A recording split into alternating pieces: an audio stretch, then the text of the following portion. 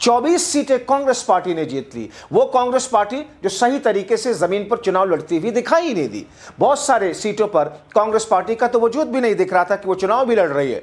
बावजूद इसके कांग्रेस पार्टी को 24 सीटें आई हैं, 6 सीटें राज ठाकरे की पार्टी को आई।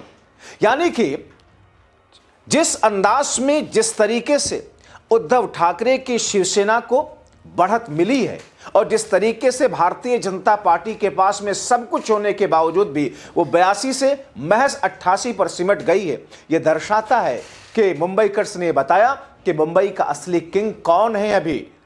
तो दोस्तों, एक तरफ पूरे महाराष्ट्र की मैं बात नहीं कर रहा हूं, मैं महज मुंबई की बात कर रहा हूं, लेकिन अगर पूरे महाराष्ट्र की भी बात करें तो दोस्तों पूरे महाराष्ट्र में कांग्रेस पार्टी को 330 सीटों के आसपास मिली है, जबकि एकनाथ शिंदे जो कि भारतीय जनता पार्टी के साथ में चुनाव लड़ी, उस भारतीय जनता पार्टी की सहयोगी पार्टी एकनाथ शिंदे को 300 करीब 60 सीटें के आसपास पर ही वो सिमट गई है।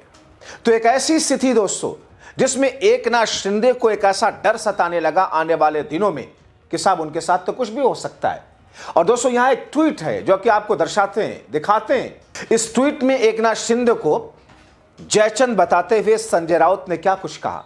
उन्होंने कहा कि अगर गद्दारी ना की गई होती तो 25 वर्षों के बाद एक बार फिर से शिवसेना का ही मेयर बनता।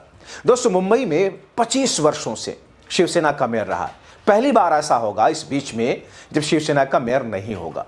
यानी कि 25 वर्षों की एंटी इनकम्बेंसी होने के बावजूद शिवसेना को अगर इतनी सीटें आई हैं, 65 से 70 सीटों के आसपास शिवसेना को आई है, और वो भारतीय जनता पार्टी जो 82 सीटों पर 2017 के बीएमसी के चुनाव में थी और इस सीट में महज 88 सीटों पर आकर के अटक गई है, तो यह दर्शाता है कि मुंबई ने अभी भी भारतीय जनता पार्टी को एक्सेप्ट नहीं किया है।